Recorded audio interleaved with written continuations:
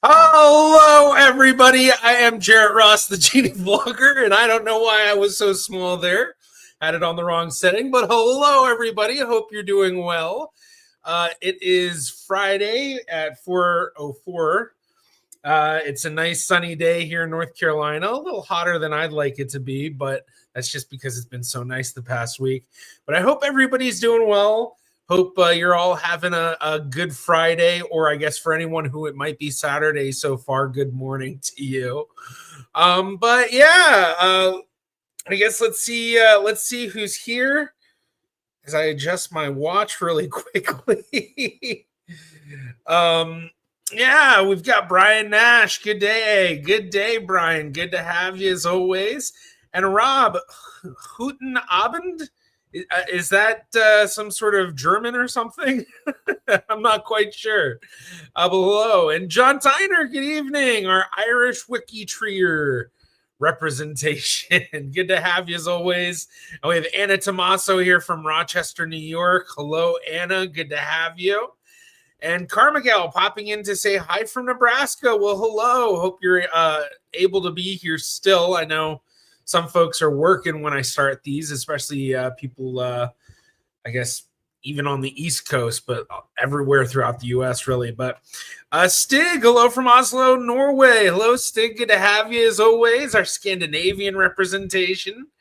And Julia Joyce, good evening from North Baddesley, Hans. What is Hans? I don't.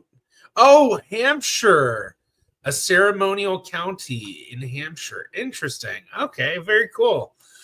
Alexandra, hello from Koblenz, Germany. Hello, Alexandra. Good to have you as well. And still waiting for rain on Prince Edward Island. Well, not sure if you're wanting it or not, but hopefully you get what you want. Garrett, hello from Berlin. Hello, good to have you. Thank you for joining. And one of our wonderful mod admins, Blackberry Rose. Hello, good to have you. One of the people that really helps make it so that I can keep up things like Discord and other stuff and have it not all fall to shambles. Matt Fast. I called you Mac at first. Good evening from Sweden. Good evening. Good to have you. One of our other Scandinavian contingency. I'm an Albuquerque Bobcat. Hello. Greetings from Albuquerque, New Mexico. Greetings, Albuquerque Bobcat. Thank you for joining. And Gazillion PT. Hola da tras os montes, Portugal. Hello, Gazillion. Good to have you, our Portuguese contingency. And hello, Mom. Good to have you. Nick Brokema, goedenavond, Venachronachen. Alles goed? Ja, alles goed met mij. Morgen en familiedag om te vieren dat mijn opa 100 jaar zou zijn geworden. Really, 100 years. Als hij nog leefde. Very cool. That's so cool. So I guess you're having a family day. So yeah, tomorrow is a family day. Okay, yeah, for your I'm getting the gist of it. My Dutch is just good enough to get the gist of it. But I don't know what you mean. Also he not or also he yet leefde. Why do I feel like I should know? Oh, live. Wait. I lived. He lived. Oh, okay, yeah. Okay, very cool. Yeah, if he were still alive. Oh, if he were still alive. Okay. So it would be his 100-year birthday. Very cool. Very cool. Carmigel, I left for a little while, but came back at 3. All right. Yeah, well, I guess where you're at, it's 3 o'clock. Catherine, hey, cuz, checking in for my weekly fix. Well, hello, cuz, good to have you. And I should mention here, tomorrow I have a new video. It's going to be the video with Catherine and I exchanging candies. But some of you may have noticed I set a goal for today for the super sticker chats and all of that, where if we get...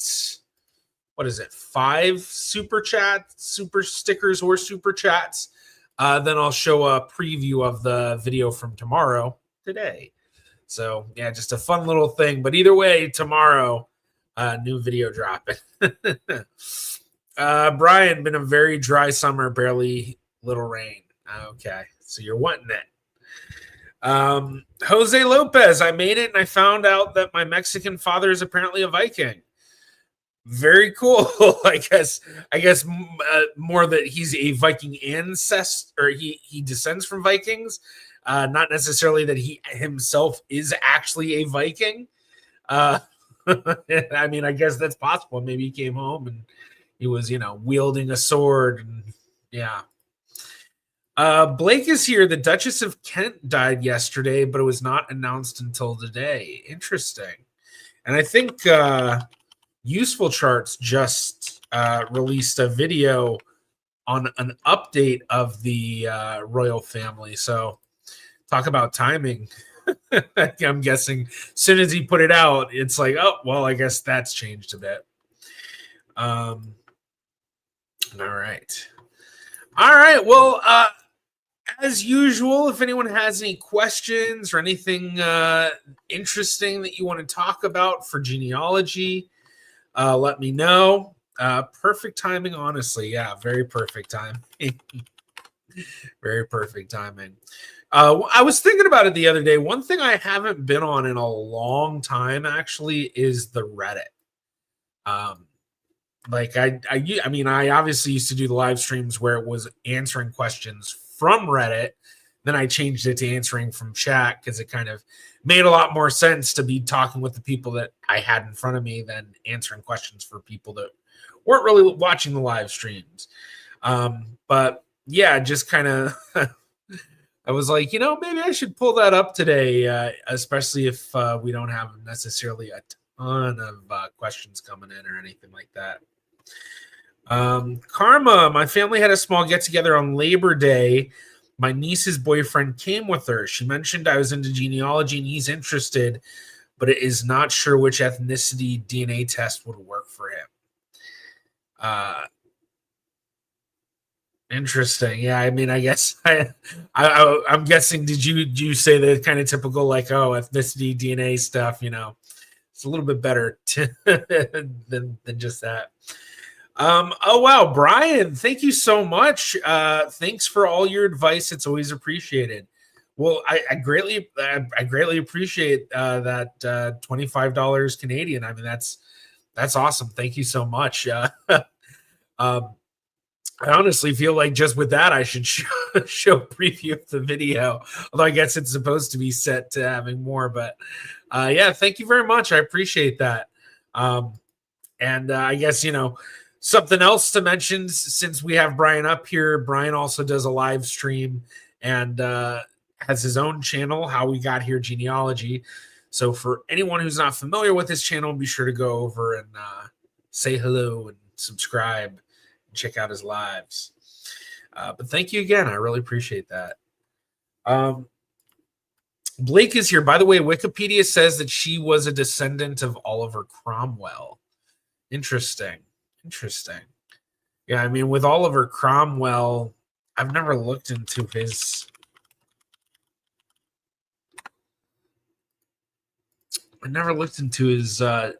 family tree at all. So... Okay, so he had 9 kids, bunch of them married and had kids. So he's probably got a pretty big descendancy. I just realized I'm not even sharing my screen.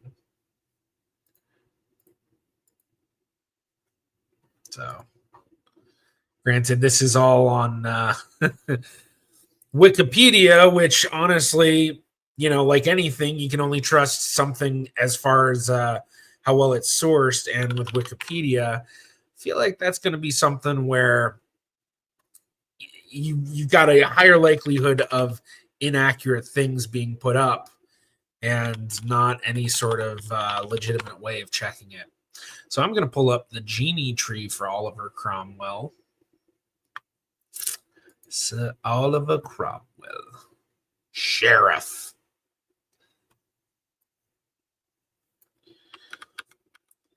So, yeah, 15,000 descendants. 15,000 descendants. Let's see. I'm going to do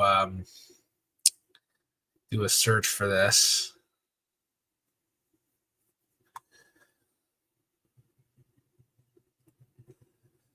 We can look at master profiles.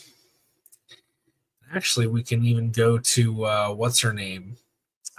Sorry, I shouldn't say it like that. The day after she's announced to pass, the Duchess of Kent. All right, this is really taking a while to load. All right, so let's do master profile. And yeah, let's just see. It's probably a ton. probably a ton. $25 Canadian will almost buy you a chocolate bar, I think, with the exchange rate. Okay. Either way, I appreciate it. Even if it was a penny, I appreciate every little bit. So, but that's funny. Oh, Michael O'Neill, I'm struggling with my Dutch ancestors from the 1600s. Any suggestions? Well, the first thing to ask is where in the Netherlands are they? And then from there, I guess it's also a question of what sources have you referred to so far. But all right, so for Cromwell, he has 232 descendants who have master profiles. And master profiles, for those who don't know, on Genie are profiles that fall into one of two categories mainly. The first category are famous people for whatever reason. So Oliver Cromwell himself is a master profile, but basically it's profiles where people are commonly researching them. And so we create it as a master profile so that everyone knows this is the main profile, and any new versions of this profile need to be merged into this one.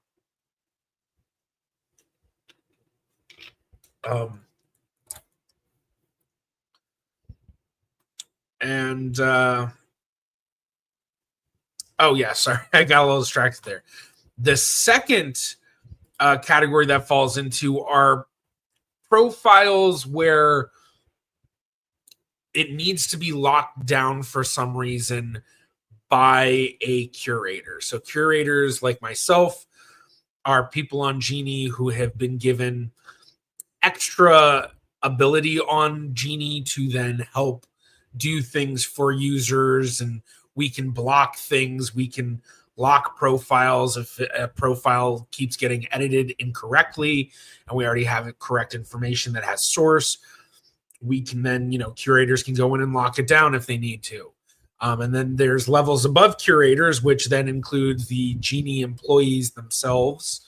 But curators have to go through a whole process where we get we basically interview for it. We then have to sign a non-disclosure agreement, and so it's like a whole thing.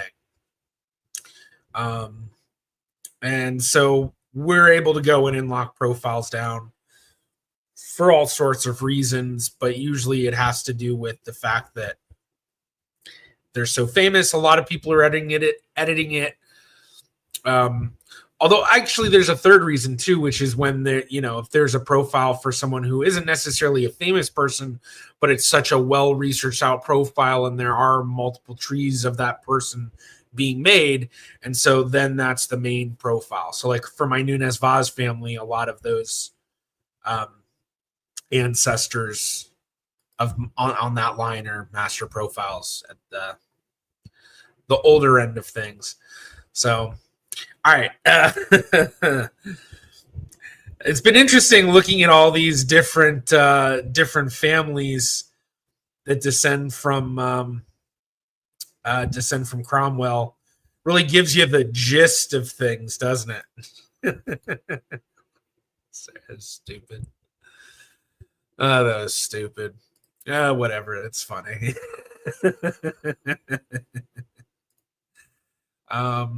All right, so let's do something. Sir Oliver Cromwell. Pin his profile. So you can see here, master profile for Sir Oliver Cromwell. The curator for this is Ben M. Angel. And you can see this has been a master profile since 2013. And then you'll see little notes in these parts, just either explaining who the person is, or sometimes even saying, do not confuse this person to be with someone else. So like here, uncle of Lord Protector Oliver Cromwell, not to be confused. So yeah, it's like a whole different thing. But what we're going to do, and actually, I'm going to do this off screen just in case something pops up that shouldn't.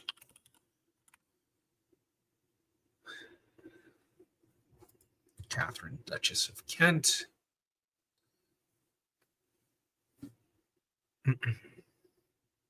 So we're going to run the path.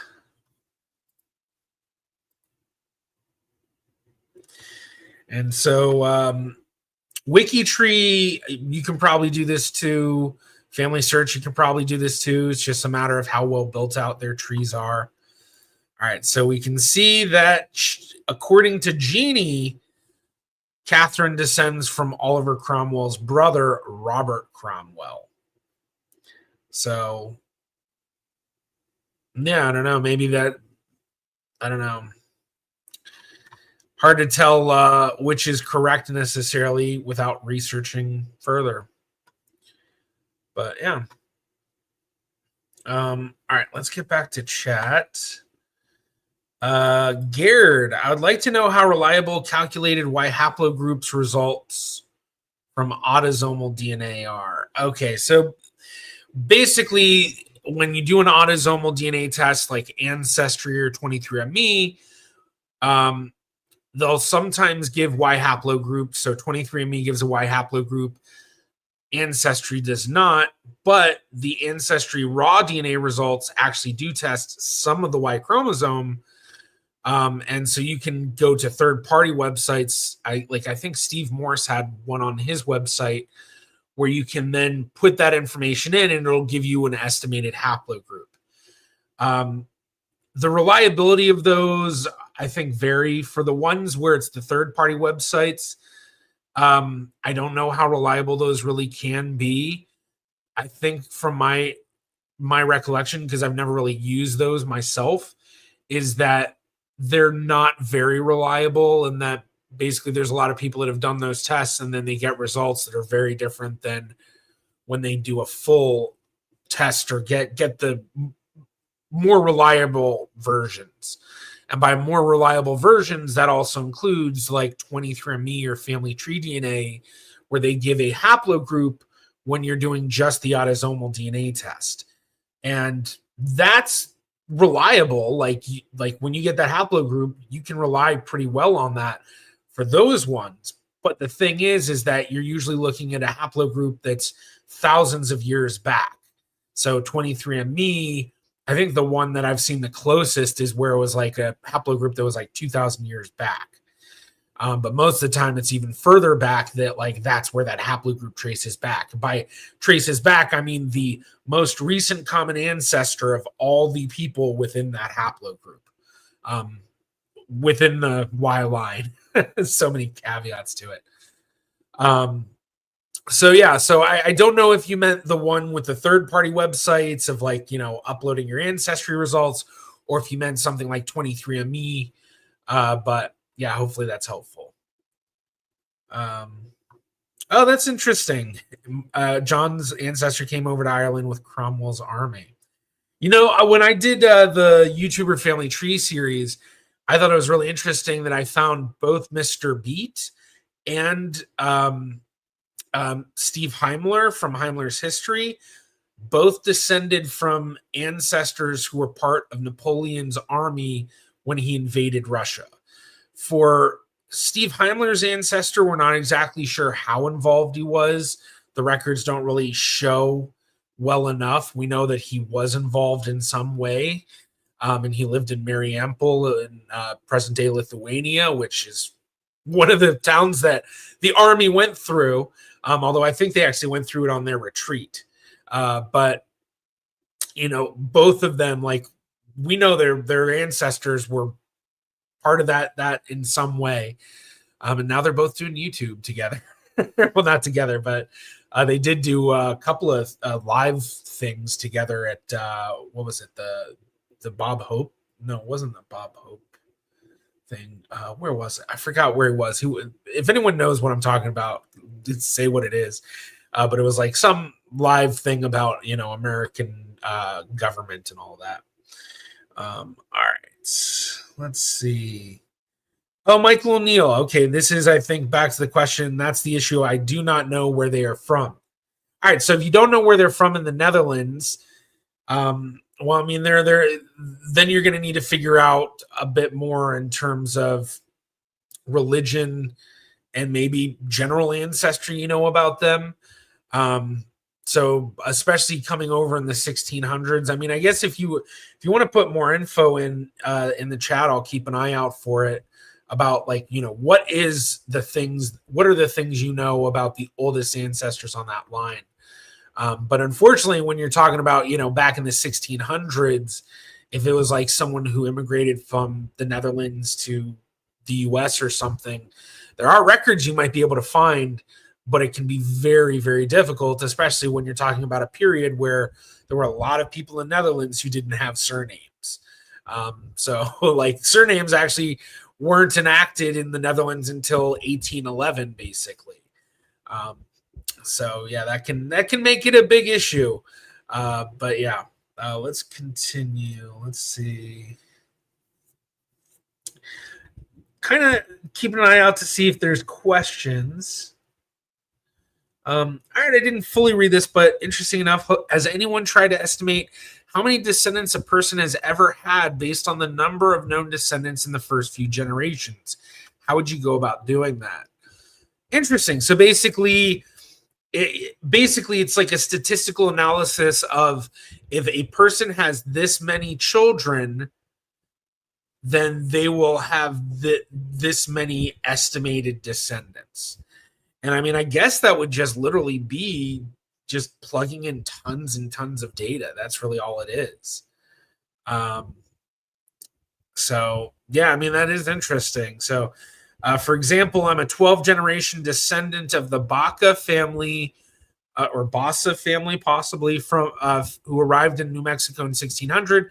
I assume they've had at least 1 million descendants. I don't know of 1 million necessarily, but I mean, maybe that's possible. Like for my Nunes Vaz family, the first true ancestor with multiple descendants to have living descendants is, I think it's like my 8th great grandfather, who was born in 1759. So born in 1759, and he has like 4,600 descendants. But at the same time, I am also talking about a Jewish family from the Netherlands, where we literally have over 1,000 descendants of this guy who were murdered in the Holocaust. We know their names. We know how they fit in the tree, like identified. Just descendants of my ancestor. I believe it was Raphael Nunes Vaz, who married Simcha Querido. I believe that's correct. Yeah, that's correct. Sorry. So yeah. So, but had that not happened based on the other numbers, I mean, I guess it could have been in the tens of thousands, but I think 1 million's a little pushing it. But yeah, I mean, it's very interesting when you do look at some of these older families that, it's like an ancestor that's the patriarch in the 1700s or 1600s, and then you see how many descendants they have, and it's like thousands upon thousands, and it's like, oh my gosh, that's crazy. But like that's the thing. Like if you have, like for anyone watching this, if you have a couple of kids and they all end up having kids, and basically you have multiple lines of descendants running, then in a couple of 100 years, you may have thousands of living descendants all over the world. It's kind of crazy. Creole King, my ancestor, Philip de la Renaudière. I'm sure I pronounced that incorrectly. I apologize. I'm terrible with pronunciations. Came over in 1718 as director of mines for France's Company of the West. I suspect he was well connected in France. How can I find more about him? Interesting. Yeah, I feel like that's such a specific thing. The way that I would go about it is first I would look into the France's Company of the West and see, are there any records related to this company? Because especially if he's director of mines, then I would think that you're going to see his name popping up. And from there, going through all of those, paperwork, assuming there is stuff like that, which very well could be. I mean, back then there were tons of notarial records. There were tons of probate records. There were tons of, they would call them indentured contracts and stuff, but it wasn't always like indentured servitude necessarily. But there's like you could find all sorts of different things that might relate to his work there, and you kind of build up that. The other thing to do would be to try to figure out where in France did he come from. But that's a question, like, if you don't already know, it may be very difficult to figure out. Not going through the Francis company is going to be a way to do that. The other thing is you can try what's known as the fan research method, friends, associates, and neighbors. And so he's your ancestor. I assume that you have children of his. I assume you may have a wife who's your other ancestor, and possibly other information about maybe neighbors or associates or friends or whatever, and basically researching all the people around him, because you never know where some piece of paperwork or maybe some obituary or some document that you wouldn't think about pops up for one of these other people, and just so happens to have one little bit of maybe, where in France he came from or something like that. Once you know where he's coming from in France, then it's a matter about learning of where the records in France or what records are available for that area of France. Okay. He's from Périgord, France, per his daughter's marriage contract. His wife, Perrine Pavert, is from Bretagne. All right. I know I butchered those words terribly.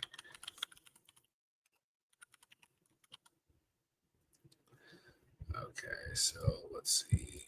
France, genealogy. So what I'm doing is I'm just Googling this location in France with genealogy, and I'm able to get the family search wiki. Let's try to be bigger.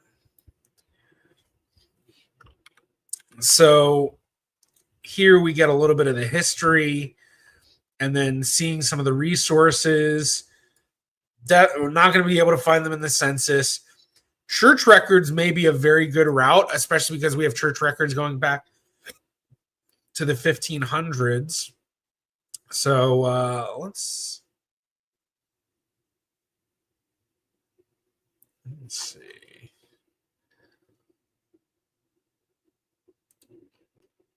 I guess I don't know France well enough to know if this is.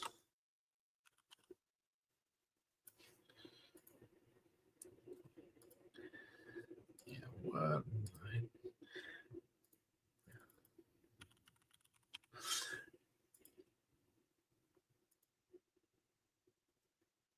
Oh, interesting. Okay, that's where it is. So yeah, that's. I guess that's in there. Oh yeah, okay. I kept missing that. All right. I just wanted to make sure that I was like, I'm not looking at a different region, am I? So let's just take a look. Protestant records. What was?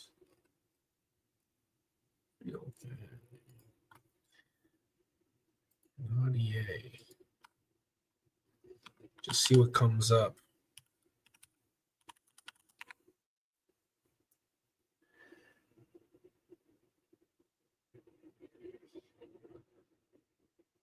So we've got lots of events. 143. Let's see if we can find anything for Philip specifically. Nothing. But yeah, I mean, interesting. So I mean, there's definitely stuff to work with here. We have both church records, civil registration records, all of these different things. You can also, one thing you can do is get in touch with the archives tell them what you know and see if they might be able to find more for you. And then one thing you can always do too is just look at what online records are available for France in general.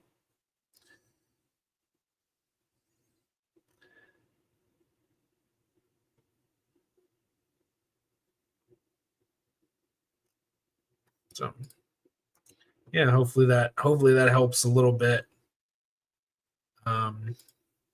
He lived in Kashkaskia when he came here and authored the diary from the Bourma expedition in 1723. Did I say that right? Probably not. That's a great idea. Never thought to contact the archives. Yeah, that's super helpful, especially just because sometimes they, even if they don't have what you need, they may be able to just point you in the right direction. Yeah, it can be really helpful. All right, let's see. We never heard more from Michael about his Dutch ancestors.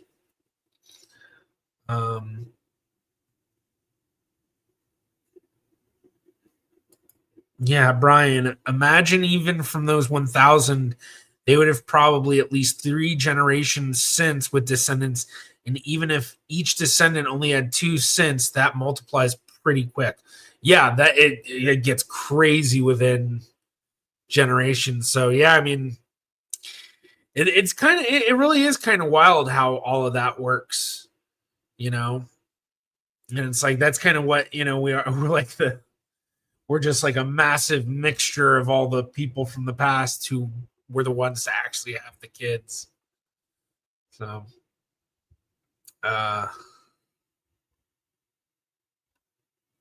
okay, Garrett, thank you. I did a third-party website with MyHeritage data.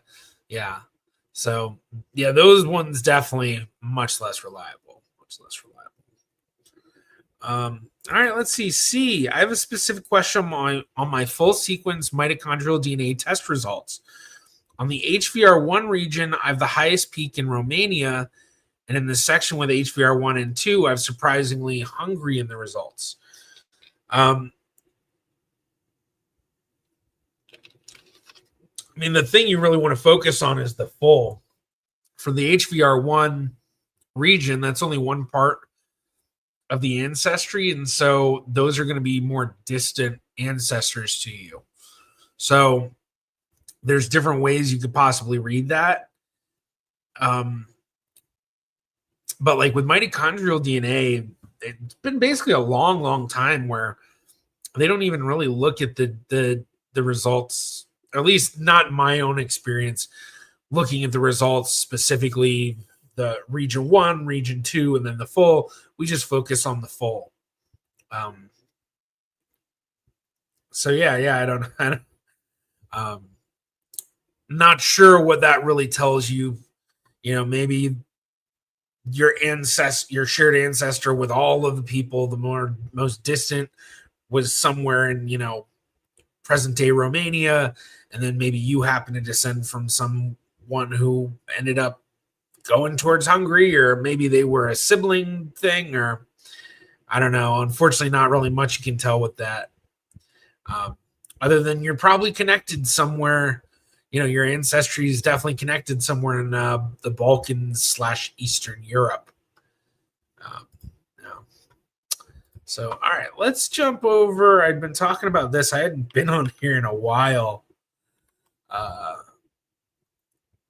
So, yeah, it's kind of funny. I haven't been on Reddit in a while, just in general. Yeah, let's see. Oh, wow, 23 days. Let's see what this is. Illegitimate great-grandparent. Is that coming up? Yeah, it's coming up.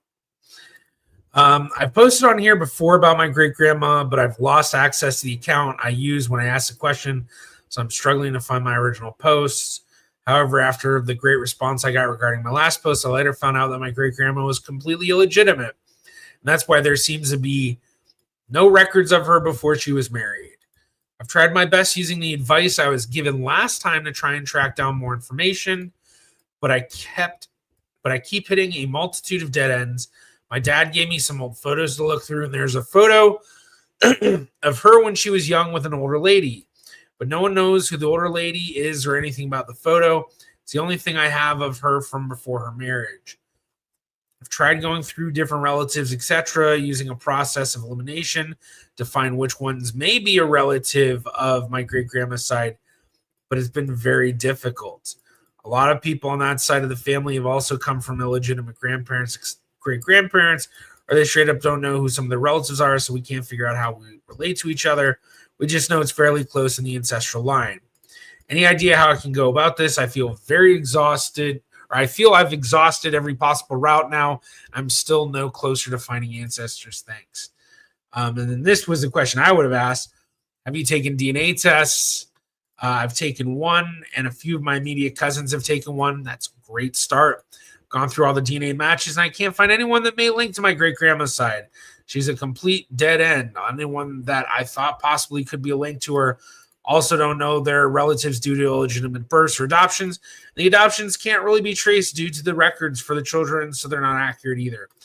Now, reading that statement, I get the feeling right off the bat this person did not fully understand how to analyze their DNA matches, because to that quickly kind of disregard it and say, didn't find anyone with a link.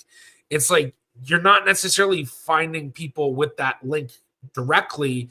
It's about creating clusters and identifying them and seeing who matches into what you do know. And, you know, if you don't know anything about your great grandma, how are you going to link them into her? That's the whole thing about the DNA. And so I think that's the big thing that this person's missing. But this is also a good question. Which one did, you know, what test did you use? Well, I wouldn't ask necessarily that specifically. Ancestry is much more geared towards finding relatives. Honestly, I mean, yes and no. Yeah, actually, it is more geared to finding relatives. But the big thing really is just, you know, have you tested and put your DNA in all of the available databases? And especially with cousins having tested and all of that, like, there's so many things that they could do. One other thing, too, is I wonder if this person tried to find a search angel. This isn't necessarily a case that all search angels would take, because this is a great grandmother. And, you know, a lot of search angels will take, you know, all sorts of stuff. But I do know a lot of them, there are a lot of search angels that try to focus specifically on, you know, parent and grandparent level, because they want it to be much more meaningful, especially for people where there's the possibility of living family out there. So if they spend time on a case where it's, you know, an ancestral thing, then they, you know, they could be missing, you know, the next case they have, they could have possibly solved it earlier. Well, I don't know, that's kind of not the best thing, but it's just, that's how some work, you know, they want to focus on specific stuff. But that's something to look into, is learning more about the DNA help. And yeah, let's see. Yeah, that's all they talked about. They haven't been on Reddit since. So, all right. Yeah. Let's see. Ryan Thompson question: does Danish DNA often get confused for Germanic and or Swedish? Yeah. It's actually part of the notorious Northwestern European grouping of DNA ethnicity, or not even DNA ethnicity, just Northwestern Europeans have so much shared ancestry, and the population flow was so fluid that the amount of shared DNA makes it very difficult to always decipher at a high confidence between Danes and Germans and Swedes and British, and, you know, especially, I mean, think about like where in or Denmark you're coming from. Like, if your family's coming from especially like a southern area of Denmark, then it's definitely going to make a lot of sense to get much more Germanic. If they're coming from a northern area of Denmark, makes a lot of sense that they would be possibly getting Swedish and things like that. And so a possibility to get either or whatever through both. So yeah, this is one of the reasons as well why I often talk about how these admixture percentages give you a general idea, a very vague idea of your ancestry. But if you want to know the truth of your ancestry, you need to utilize the DNA matches and genealogy research to then build out your tree and identify the true story. So hopefully that helps. So, all right, let's see. We got C continuing their question about mitochondrial DNA, of which we know nothing on my direct maternal line from northeast Spain. Is it possible that probably the Romanian is also Hungarian, but they are right Romanian? I mean, it's hard to tell necessarily the Romanian and the Hungarian through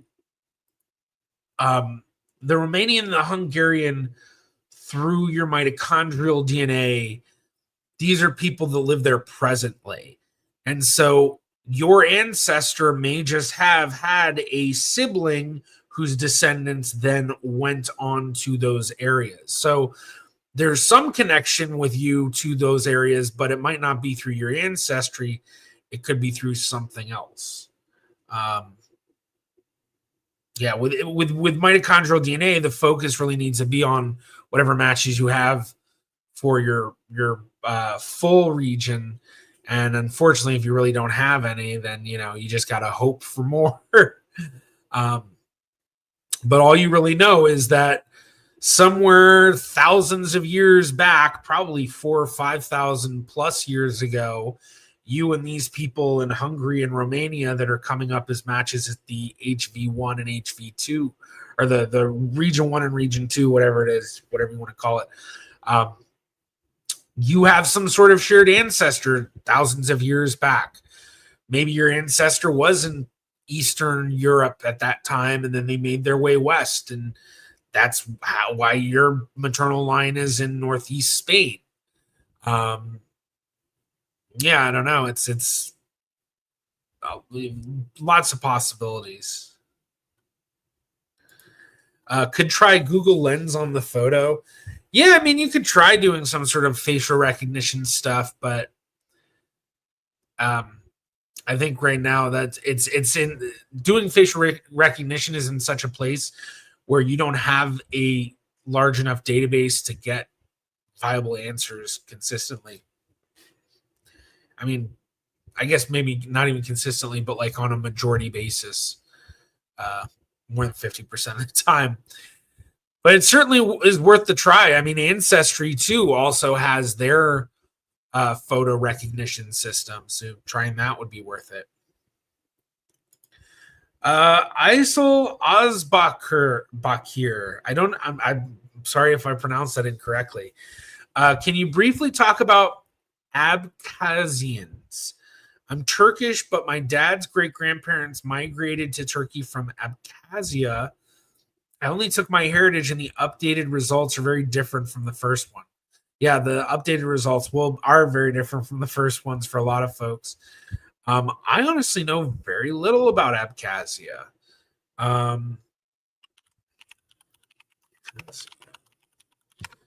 Okay, so South Caucasus Mountains.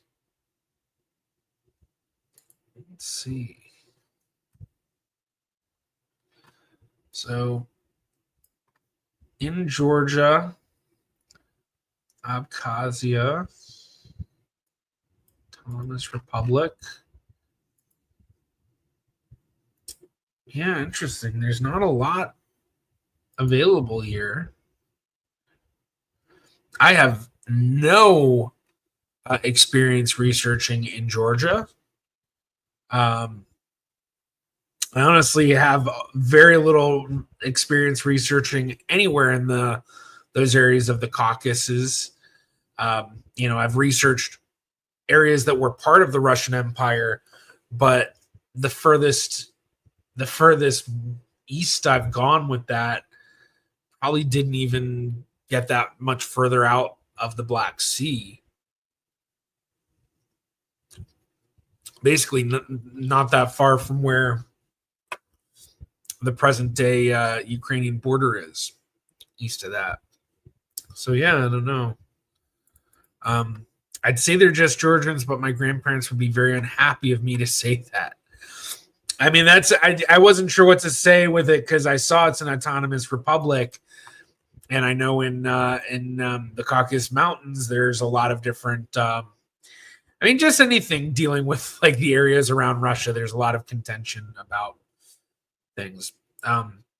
So yeah, I don't know. And in terms of the results for my heritage, like the percentages and all of that, my guess is that it's going to be kind of it gave breakdowns from what I remember of the Caucasus region, the Caucasus Mountain region, and so I don't know how they're defining all of those.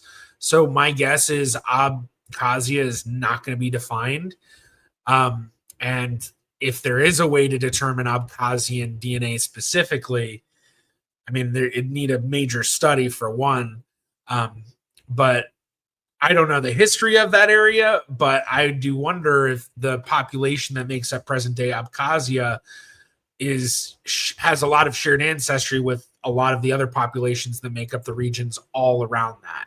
You know, going down to Turkey and Armenia and Azerbaijan, and even up into Russia and all of that. So yeah. I don't know if that was helpful. Hopefully that was maybe helpful a bit. Yeah, because all I would be doing at this point, I'd be like learning what genealogy is available for Georgia as a country, or if Abkhazia has some sort of history of being part of, if it was part of the Russian Empire at one point, you'll want to learn about those kinds of records. Ryan Thompson, does Danish ancestry DNA get mixed with... Oh, wait, didn't you just ask this? Yeah, grandmother was from Denmark, spoke fluent Danish, and said her family has lived on the island of Samo for as far... Well, as anybody who's done genealogy knows, whenever you hear stories from grandma or grandpa saying as far back as they knew, their family was always from this area. Well, it really doesn't take that far back to go to find out that there could be actually ancestry from elsewhere. One thing I find in present day, and it's probably been the same throughout history, a lot of people don't know the names of their great-grandparents, let alone where they're from. And my guess is that there's a lot of families like that. Not saying that this is the case, but my guess is that if you were to build out your perfect family tree and identify your great-grandparents, all 8 of them, and then your 16 second great-grandparents, then your 32 third great-grandparents, and your 64 fourth great-grandparents, and your 128 fifth great-grandparents, and your 256 sixth great-grandparents, and you can see where I'm going. You get a lot and a lot and a lot. And so, for, fourth great-grandparents, where you have 128 of them, you think your grandma really knew where all of those ancestors were from. It's doubtful. So yeah. But yeah, back to the same answer I gave before. Northwestern Europe, we always expect other pieces of Northwestern Europe to pop up into the results. Doesn't always happen. Sometimes it happens at much different levels, which then in of itself can be indicative maybe of where a lot of the ancestry is coming from. But a lot of the people that we find that have all of their ancestry, as far as they know, coming from Sweden, still will get stuff like British Isles or Danish or Norse or Finnish or whatever, or German, and yeah, all sorts of stuff. Nick, do you have a strategy for convincing people to share their DNA profile with you? I've experienced multiple times that I can partly answer an ancestry question with shared matches. I know, yeah. But when I ask them to share their DNA profile to completely answer the question, they are very reluctant to do so. This is when they have a question, not me asking to share their profile to answer my questions. Yeah, I mean, I don't really have a strategy. I think the way I come at it is different for every person. And it'll depend on what they're worried about. So for like some people that maybe you're just messaging for the first time and they're like, I don't want to give this random person access to my profile. That's going to be, I think, a really difficult one, because basically the best route is to try to get a way of giving a little bit of access and not the full thing. So, Ancestry DNA is great for that, because they have the different levels that you can give. And so I often will just send Ancestry's page that's a tutorial on how to do that. And I explain, if you can make me a collaborator, not just a viewer, then I can really do this or that or whatever. But even if you can make me just a viewer, I can really get a lot out of it. And then if you can make me a manager, then, I can help you in uploading your DNA results to other websites. I can do this, I can do that. Link it to any family trees that I'm building so that we can utilize that for the tools that Ancestry has. So that's a way to come at it. But at the same time, you need to gauge, is that something that's going to actually make that person really into it, or possibly throw them off and just be like, no, that's even worse. Are you kidding me? Then if you have something like, let's say it's 23andMe or Family Tree DNA, where you have to get the login information. With those ones, that's much more difficult. The thing that I'll usually try to do is I keep it very light. I say, hey, just so you know, if you were able to give me access, this would really help me out, because A, B, and C. And my suggestion is to change the password into something that's a random generated password that you're comfortable sharing with me. I don't plan to go into any of the private information in your profile. I'm just looking at the DNA matches. And if they're not comfortable with that, the next best thing is to just ask them, what are the results for this person or that person matching you? Granted, it's not quite what you want, the full access, but yeah. So no specific strategy other than just, gauge it for each person that I'm talking to. Vicky, I recently got my uncle tested, and we were shocked that the Netherlands has come up on 2 of my male relatives. Interesting. Yeah. The Netherlands readings have been very new. I know that MyHeritage has that, and I think, does Ancestry have a Netherlands reading now too? I don't know if anyone else does. If everyone, I have a lot of Dutchies here, so zeg it in the chat. Did I say that right? Zeg ik goed? Ik ken niet. I don't know. But yeah, so I wonder if it being a newer reading, maybe they have a higher amount of people that don't have Dutch that are getting it as readings. But at the same time, maybe you start looking into that Ancestry and you find Dutch in there. Granted, depending on the male relatives, if they're from a more distant branch to you but closer related to each other, that Dutch could be representative of a different part of the family than the one that you have necessarily. So I'll test it on Ancestry. Okay, that's what I thought. I thought they had it on Ancestry. Right. You just keep asking the same question in just kind of different ways. Does Sami DNA show up as a different compared to Swedish? Sami, I don't think, has its own reading, but the big thing I just need to hammer in here for you, don't obsess about the admixture percentages. I know a lot of people do this. I know this is what all the commercials and things push people to do. And they think, oh, I can figure out this percentage and that percentage. And if I analyze it this way and that, the problem with these percentages is every reading that you get, there's 100 different ways that you can then interpret it. And because of that, you never know what it truly means until you do the genealogy. So if you don't have an interest in the genealogy and building out the tree and looking at the matches and all of that, that's fine. Not everybody does. But I always find it interesting that so many people that don't have an interest in that will then obsess about the percentages so much when it kind of gets to a point beyond of really even getting an understanding, because there's so much with it. But Stig, I think Stig is right. You know, Sammy seems to show up a lot as Finnish on MyHeritage, but you know, my guess is if there was someone who was Sammy who did a DNA test, they'd probably get a lot of different stuff in there. That'd actually be really interesting. I wonder if anyone knows anyone who's Sammy who can do a DNA test to make a video about it. Maybe I can do a reaction to them, or maybe I need to find someone who's Sammy to have them do a DNA test. Actually, I think I was just talking with someone at one of the either Roots Tech or IAJGS sometime in the past year, and they had Sammy Ancestry or something. So I don't know, interesting. But yeah, when it comes to the percentages, like does this show up as that? Does that show up as this?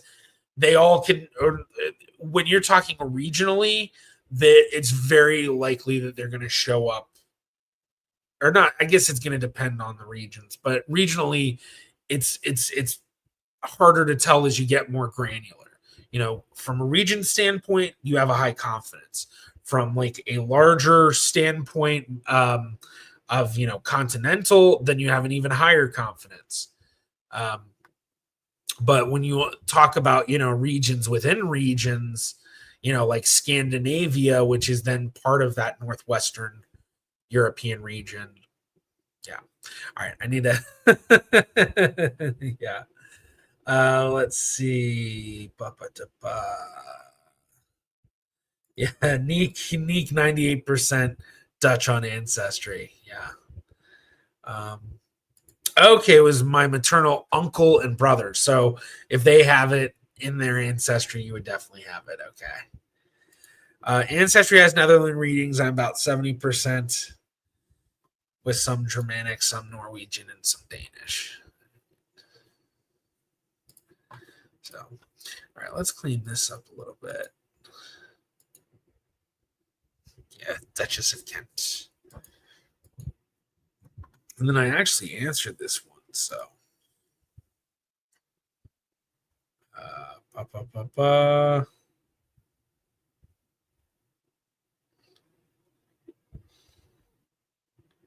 Why am I not? Oh, reviewed. Why does it say illegitimate? It's been reviewed. I haven't reviewed a Reddit question in forever. So long. Mystery of the Runaway Groom. Ooh, look at that signature comparison. That's good. That's good. The M, that's good. The curl of the M, not so the same, but just enough. Yeah, I think that's pretty close. That I for sure. The I to the N, definitely. The B slightly different. Interesting. So the R here is like the R here, but the R here is like the R here. That's funny. That F for sure. Yeah. Brian, interesting video you might want to react to at some point. Europe's darkest DNA secret, the Sami people by EVO Inception. Interesting. Let's look this up.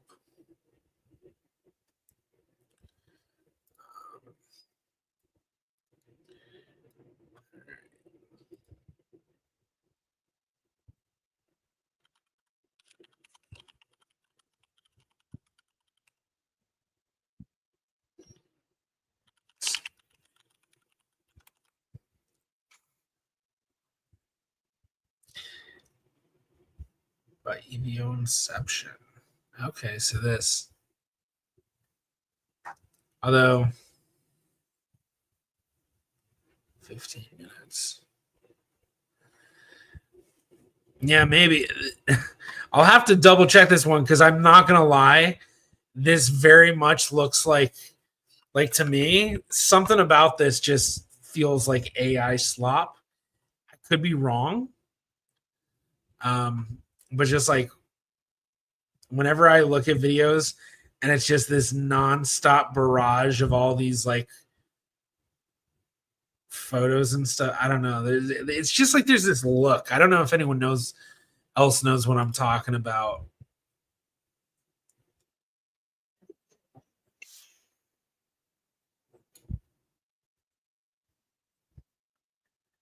I know you all can't hear the voice.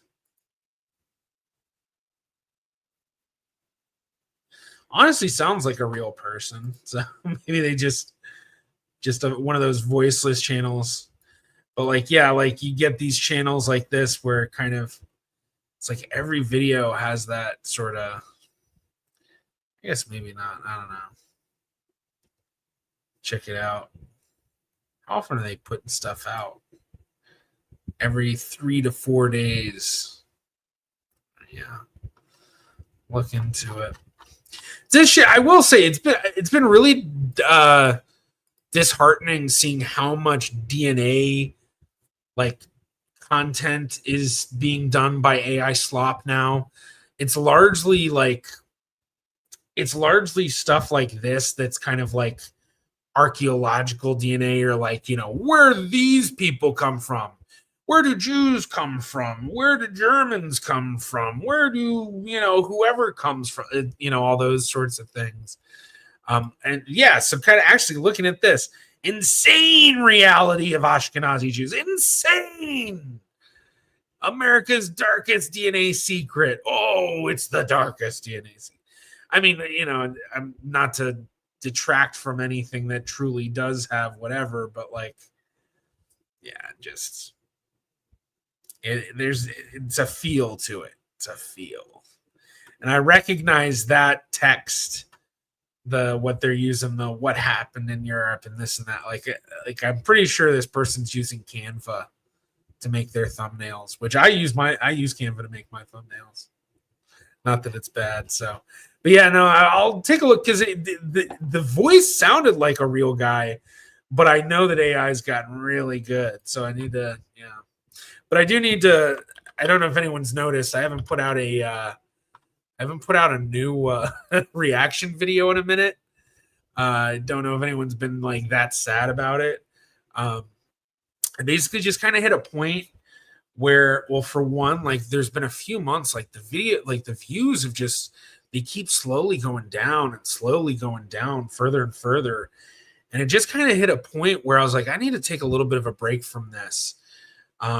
I do, for my reaction channel, I do actually have an editor. And the only reason I do that on the reaction channel, not the main channel, is because the reactions are really straightforward to edit. And so once the editor cuts it all down to, the basic stuff, then I go through and I just kind of do small edits, add little animations and stuff. So it's a very straightforward thing, but I'm also paying for an editor, and it's reached a point where my views have dropped to the point that like, it's not enough to pay for the editor. So it was like, I really needed to, I need to take a little bit of a break and stand back and check this out and figure out if I think I will keep doing them.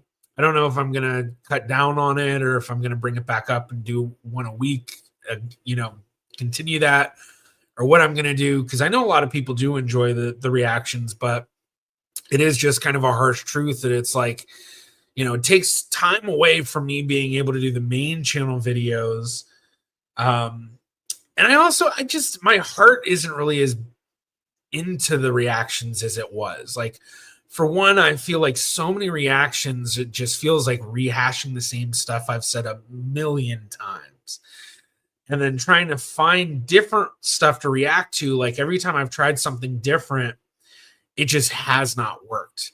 And funny enough, every time I've tried something different, it doesn't work well. And then all of a sudden, all of my views are getting lower amounts on future videos. So like the first video that I did that was JJ McCullough's Wikipedia video. I did a reaction to that, and I thought that would do really well. Like JJ McCullough's, a pretty big YouTuber. I notice a lot of times that, when I see, what's your audience watching? They're watching JJ's stuff. And so I was like, oh, sweet. I need to, I need to try this video. That video did so badly. It did terribly. It really did not do well. For a long time, actually, I remember thinking, how proud I was on my channel for my reaction channel, that every video I did had over 1,000 views within the week of releasing it. Now I'm like happy if I get to that point within a month. But yeah, like that video still has not reached 1,000 views. So it's like, what? Oh my gosh. So it did terribly. You know, I wasn't expecting it to go gangbusters or anything, but I wasn't expecting it to do that bad. And like, if you look at all of my videos before that one, they're all like, you know, 2, 3, 4,000. The good ones are getting, you know, tens of thousands and stuff. And then all of a sudden I do that, and then it's like 1,000, 1.1, 1.5. A good one gets 4, 1.8, you know. And then I tried the relative race one, another one that didn't do well. Surprised by that, very much so. And then, yeah, and then it's just been like, ever since the JJ McCullough video, it's just been like, and the other one that I was really surprised didn't do well was the Dr. Mike video. I really thought the Dr. Mike video would do better. But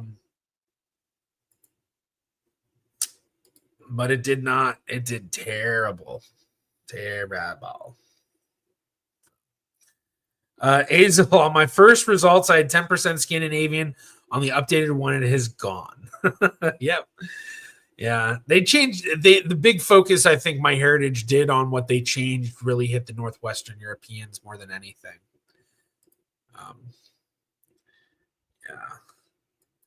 MyHeritage, I have no idea. Only uploaded my DNA there to see my matches. Yeah, missed your reaction videos. Really enjoyed them. I was watching your videos from 8 years ago. Enjoyed watching them. Yeah, I honestly, I hit a point actually like a month or two ago where I was trying to figure out, you know, something different to do reactions to try to revitalize that channel in some way or something.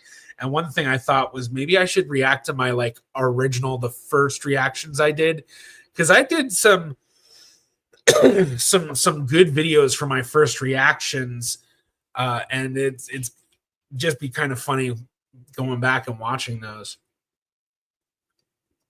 But yeah, I was blown away how badly this video did.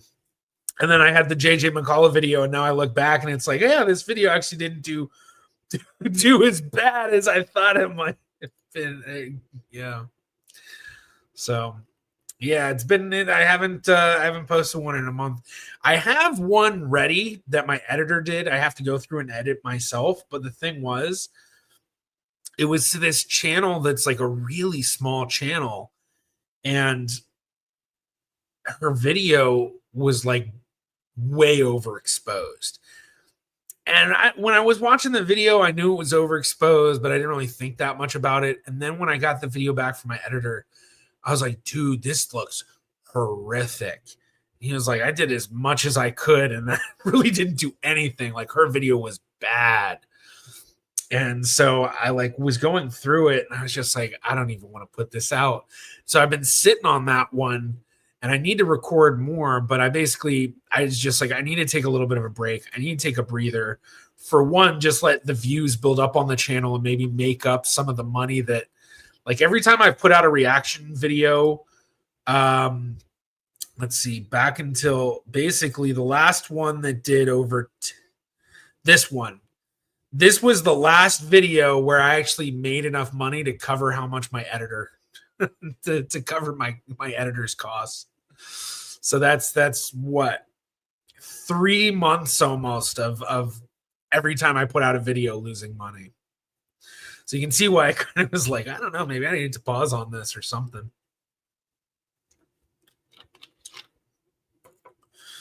And I'm 52% African. Why haven't I matched with an African cousin?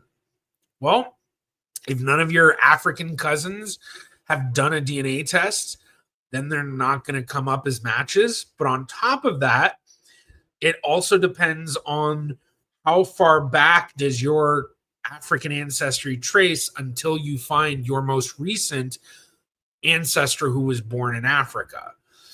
I don't know what your ancestry is with a name like Anne and a picture that looks like to be somewhere in the US or Canada.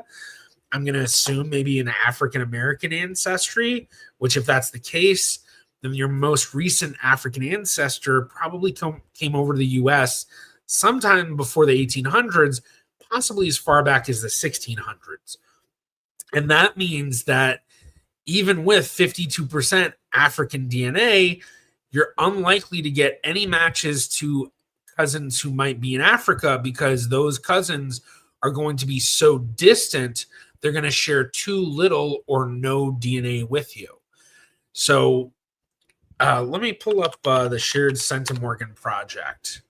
So this is a tool that we use to get an idea of how much DNA is shared between us and cousins at specific distances. So here's self, here's your parent, and what they give is they give a few numbers. So they give that 175, or sorry, parent 3485. That's basically the mean or the average. I forgot exactly which one they put there. I think it might be the mean, but either way, basically the same concept in a sense. Not the same, I know, but whatever. Let's keep it simple. So 3485, it's what's known as centimorgans, 3,485 centimorgans. All you really need to know about a centimorgan, it's a measurement of DNA. And then the range is 2,376 to 3,720. Okay, so just gives you a general idea how much DNA you share with people. So you can see first cousin, how much you share, first cousin once removed, first cousin twice removed, and so on. But when we start to get out here, start to notice third cousin, the range goes down to sharing no DNA. And what that means is that there are people who are your third cousins, definitely your third cousins, but you have no shared DNA with them because they are the randomness of recombination. Now, it's fairly rare for a third cousin not to share any DNA, but then fourth cousin, you get closer and closer to a higher likelihood of no DNA. But third cousin is kind of that closest. And look at what you need to share for a third cousin: great-great-grandparents. And then great-great-great-grandparents, you share in this column, which is your fourth cousins and more distant. And for assuming that you're maybe about my age, born in, between 1970 and 1990s, or 2000, I guess my generation, in a sense, my general generation, great-great-grandparents for you were probably born sometime in the early to mid, maybe late, like 1830 to 1870, think maybe about 1825 to 1875. Like, that's probably where your great-great-grandparent, sometime in there, they were born. And then great-great-grandparent, that's going to be right around the turn of that century up until 1750, and then so on and so forth. So if you're talking about your most recent African ancestors were some sort of fifth or sixth or seventh great-grandparent, who that would have been, ancestors born in the 1700s and 1600s, then the likelihood that you're going to share any DNA with those relatives is very minimal. So that could be why you aren't finding any African cousins as matches. John Tyner, my second great-grandfather was born in 1821. I was born in 1980s. Wow, yeah. So there definitely are some big generation gaps. And when I say those ranges too, I said 1825 to 1875, it's not a hard and fast rule, obviously, just kind of about, just a general gist to get that idea. But like on my father's side, my grandfather was born about 1902. We actually still have yet to find his birth certificate to know his exact birth year. But he was born about 1902. His father was born in 1866. And his father, we expect, was born sometime in the 1820s. So I as well have a second great-grandfather who was born in the 1820s. But almost all my other second great-grandparents were all born like or at least the ones that I know, were born like 1860s, 1850s, 1870s. So, yeah, glad I could help, Ann. Neek, on the Shared Centimorgan project, I'm helping someone who doesn't know her grandfather. Am I correct that we can say for sure who her grandfather was when we test people who can be her half first cousin once removed or half uncle? Yeah, basically, yeah. I mean, if she doesn't know who her grandfather is, and somebody's coming up as a half uncle or a half first cousin, then yes, that is indicative that you've probably they descend from that great whoever that person's grandfather is. But at the same time, with a half uncle or a half first cousin, those amounts also overlap with a first cousin once removed and a great aunt or uncle. It does overlap with other stuff as well, but at that point, it's kind of pointless to get into. But so depending on the ages, that's really where you got to get in, figure things out. But maybe based on the ages, you already kind of know that since they don't overlap.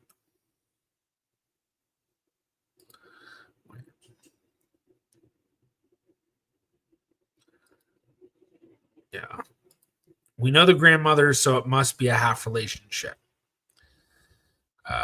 True. Must be a half relationship, but that's assuming that it's the... Okay. Sorry. I'm like trying to think how to put this.